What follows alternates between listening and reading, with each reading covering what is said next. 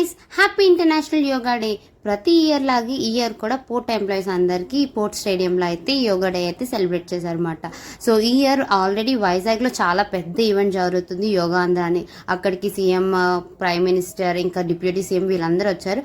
So అక్కడ ఏం జరుగుతుందో ఇక్కడ వీళ్ళకి లైవ్ ప్రొజెక్టర్ వేసి అయితే చూపించి సేమ్ ఫాలో అయ్యేటట్టు చేశారనమాట.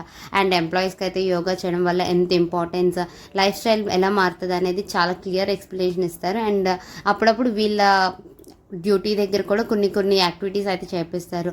సో యోగా చేయడం వల్ల మన లైఫ్ స్టైల్ అయితే కంప్లీట్ చేంజ్ అవ్వకపోయినా కాస్త కూస్తో చేంజ్ అవుతుంది. అండ్ డైలీ యాక్టివిటీస్లో 5 to 10 minutes మనం యోగా అనేది ఇంక్లూడ్ చేసుకుంటే మనకి చేంజ్ అనేది క్రమక్రమంగా కనిపిస్తుంది. వీళ్ళైతే ఒకసారి ట్రై చేసేయండి.